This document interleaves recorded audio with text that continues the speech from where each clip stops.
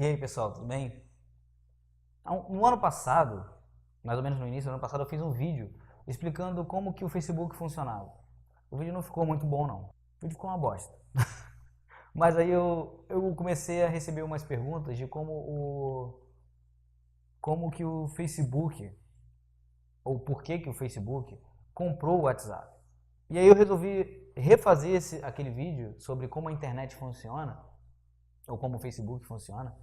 E durante essa preparação eu descobri que o tema é até grande demais. Então eu separei o tema grande em pequenos temas e vou fazer um vídeo sobre cada um. O conceito não é difícil, mas se você tiver alguma dúvida, você coloca nos comentários e aí eu vou respondendo nos outros vídeos.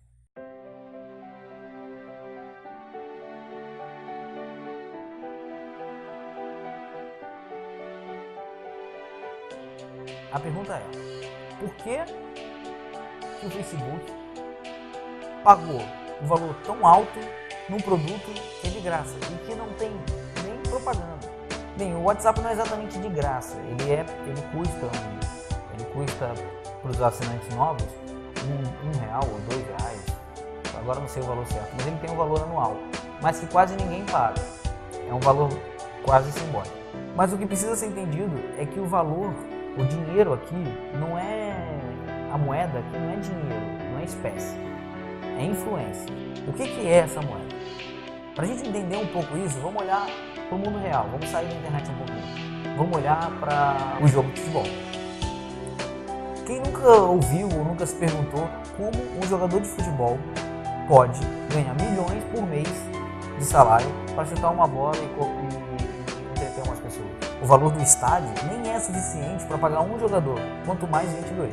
É que na verdade o jogo de futebol é uma vitrine para aquele jogador, que vai ser usado em campanha de marketing milionária. É tudo um ciclo. O jogador fica famoso. Ao ficar famoso, as empresas investem no time onde ele está jogando. O time, por sua vez, contrata jogadores. O jogo de futebol em si é só um coadjuvante nessa história toda. A influência que é importante. A capacidade que o jogador tem de cativar as pessoas. Mas espera aí. O jogador ganha o salário em campo, ainda tem o salário dele que ele ganha fazendo propaganda.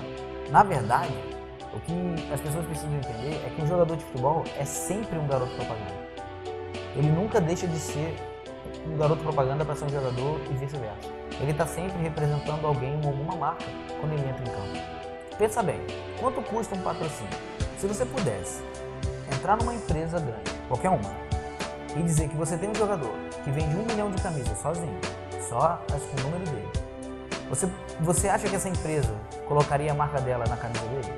Da mesma forma, depois que a internet conseguiu provar que ela consegue comover as pessoas assim, ela também se tornou um estádio cheio de jogadores legais, que são os sites. Os sites eles são prestigiados hoje em dia, os endereços da internet são legais, seja como formador de opinião, seja como aquele site de prazer solitário, né? Se eu disse que a moeda na internet é influência, então eu e você somos grãos nessa influência toda. Mas aí novamente as pessoas me perguntam: mas eu não compro nada na internet, como que eu posso ser influência nisso tudo? Eu não gasto. A verdade é que não importa, porque o poder de influência daquele meio já fez a sua parte. Você já foi influenciado ao acessar um lugar que você confia. Então dessa forma, quando você se deparar na frente de uma prateleira com um produto que não teve propaganda, com outro produto que teve propaganda, a sua tendência é escolher o produto que você já conhece, porque na sua cabeça você já linkou ele com aquele site que você confia, aquele jogador que você gosta, aquela modelo e assim sucessivamente. Então a ideia é a exposição mesmo, é você estar sempre sendo bombardeado por aquelas informações de todos os lugares em que você confia. Para importar mesmo o seu descaso, para funcionar essa frase que eu recebo às vezes: mas eu não compro nada, só se a pessoa realmente não escolhesse propositalmente o produto que ela conhece. Como se ela chegasse lá: aqui só tem Coca-Cola, eu não vou comprar Coca-Cola, só compro Dolly a partir de hoje. E também não é só isso. Na internet existe todo um cálculo para saber quanto custa um anúncio e quanto custa um anúncio em determinado site. O mais comum desses métodos de cálculo, por assim dizer, é o CPM. custo por 1000. Explicando assim rapidamente, o custo por 1000 é o valor da propaganda para 1000 exibições. Ou seja, toda vez que você, como dono do site, recebe 1000 visitas, você recebe aquele valor. Sendo assim, se você tiver 4.000 visitas e o seu custo por 1000 for R$1, você tem R$4. Além do custo por 1000, existe o custo por compra e o custo por clique. No custo por clique, você só recebe, se for o dono do site, né? Você só recebe se a pessoa clicar na sua propaganda. E no custo por compra, você só recebe quando a loja te informa que houve uma compra. Tem uns métodos para fazer isso, mas a ideia você já deve ter entendido, né? Você diz quantos acessos você tem e você diz quanto é seu custo por 1000. A empresa calcula aquilo ali mais ou menos e ela sabe mais ou menos quanto ela vai gastar no seu site. E ainda tem um site que misturam os dois. Se você tiver 1000 exibições, você recebe, e se a pessoa clicar, você recebe também. Só que os valores são diferentes para cada um deles, ok? Aí, se eu somar essa informação com o fato da influência dos jogadores de futebol que eu falei antes, você começa a perceber por que o YouTube paga, por exemplo, aos seus produtores de vídeo. O YouTube paga exatamente para poder aumentar a qualidade daqueles vídeos e aí aumentar a confiança que as pessoas têm, aumentar a influência e aumentar o dinheiro, recebendo mais dinheiro das propagandas. Uma propaganda no YouTube hoje é uma coisa cara. Só que eles têm um método lá de cálculo. Se você pula é um valor, se você clica é outro valor. Eu não vou entrar muito em como o YouTube ganha dinheiro, mas eu recomendo vocês procurarem, que é muito legal a forma de trabalho que eles têm. Dessa forma, o YouTube consegue garantir que aquele produtor de vídeo que faz vídeo toda terça, quarta, coloca regularmente, ele continue fazendo isso. Porque ele está recebendo uma parte desse anúncio, ok? E acredite, é uma parte pequena, porque eles não são exatamente justos nessa conta toda. De qualquer forma, você gosta de fazer os vídeos, você ia publicar os vídeos de qualquer forma na internet. Ele só está garantindo que você faça isso regularmente e, além disso, que você faça isso com uma melhor qualidade. Além do mais, isso é genial, né? Pensa, ele faz isso sem realmente empregar aquelas pessoas, ok? Todo mundo que faz vídeo de graça e não tem vínculo nenhum. O receber é bônus. Só que numa relação de trabalho normal, eu teria que contratar os funcionários ou contratar um terceirizado, o que a gente chama de PJ. O YouTube não faz nada disso. Ele simplesmente paga ao produtor, porque ele já fez o vídeo.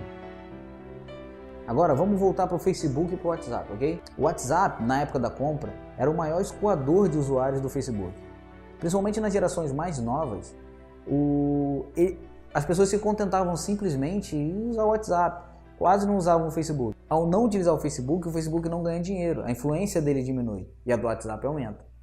Lembra, influência é dinheiro. A prova maior disso é que o Facebook, entendendo que essa base gigantesca de usuários do WhatsApp estava prejudicando o trabalho dele, ou seja, tirando o dinheiro dele, ele foi e comprou o WhatsApp, dando bilhões ao WhatsApp, sem ele nunca ter comprado nada, sem ele nunca ter vendido nada, na verdade. E mesmo que o Facebook não monetize diretamente o WhatsApp futuramente, ou seja, que ele continue não colocando os anúncios no WhatsApp, mantendo a filosofia do WhatsApp, ou que ele não cobre a mais para você utilizar o aplicativo, mesmo assim ele mantém o acesso à base gigantesca de usuários do WhatsApp e ele pode escolher o que fazer, bem entender com aquela base dele, não é? Eu falei monetizar diretamente. Por que eu falei isso? Porque existem vários produtos, principalmente na internet, que não são monetizados diretamente. O WhatsApp ele é o menor dos casos, porque ele ainda cobra uma porcentagem por ano para algumas pessoas, sabe quantas pessoas pagam. Mas ele ainda cobra uma porcentagem. Existem produtos que são completamente de graça. Vamos voltar para os jogadores de novo um pouquinho. Por que uma empresa pública, que não necessariamente vende nada diretamente, patrocina um jogo de futebol? Porque é importante manter a influência. É importante vincular o status do Flamengo, que é o maior time do Rio, possivelmente o maior time do Brasil, possivelmente cacete, é o maior time do Flamengo. Ao vincular a Petrobras ao Flamengo durante aquele momento, ela conseguia atenção e conseguia, lembra que a Petrobras está na bolsa. Então ela conseguia vincular tudo isso, mantendo a influência dela no alto. Depois eles tiveram esses problemas todos que fizeram acabar aí, mas você entendeu. Então, com isso, a gente já começa a perceber que eu não preciso vender uma coisa. A própria transação de influência ali já é o suficiente às vezes. Se eu voltar para a internet, o Google é o melhor dos exemplos. Ele tem vários produtos que são completamente grátis, incluindo as propagandas. Não tem propaganda. Por exemplo, o Google Docs e o Google+. São dois produtos hoje do Google grandes que não tem propaganda. Não tem nenhuma forma de propaganda direta. Mas, para você utilizar tanto o Drive, o Google e o Google+, você tem que necessariamente ter uma conta do Google. E a conta do Google te dá acesso ao Gmail e outras aplicações diretamente. Elas são todas vinculadas. Inclusive, o YouTube agora está vinculado ao Google também. E o YouTube e o Gmail tem propaganda. Então eu não preciso necessariamente vender cada um dos meus produtos. Mas eu tenho que trocar influência em todos eles. Tem outro exemplo de monetização indireta, vamos chamar assim, que é o do governo do Rio. Quem é morador do Rio e quem está ligado aí nas notícias sobre o Rio, sabe que um viaduto importante do Rio agora foi demolido, que era perimetral, para que o porto seja embelezado. Por que você estraga o trânsito e para melhorar a beleza de um porto? Parece burrice. Na verdade é burrice, porque a obra foi executada pessimamente, eles não tiveram escoamento, o trânsito morreu no Rio de Janeiro hoje. Mas, tirando isso, a ideia até que é boa, entende? Porque tanto os navios de cruzeiro, que vem o porto com a perimetral, que é um viaduto, que é feio, um porto feio, quanto as pessoas que chegam pela rodoviária, que é do lado do porto, vem uma parte da cidade muito feia. E assim não gastam dinheiro. Lembra, eu estou falando de governo. Se o governo influencia esses turistas a gastar mais, então os comerciantes que pagam imposto vão ganhar mais e vão poder pagar mais imposto. E ela vai poder gerar mais dinheiro. Então não existe transação de influência que não possa ser monetizada.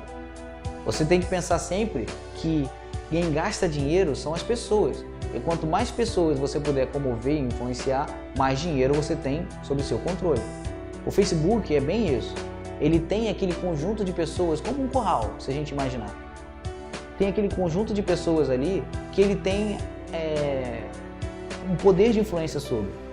Então, quanto mais ele influencia aquelas pessoas, mais dinheiro ele tem. E quanto mais acesso a outras bases e mais pessoas, mais dinheiro ele tem. A ideia é sempre essa.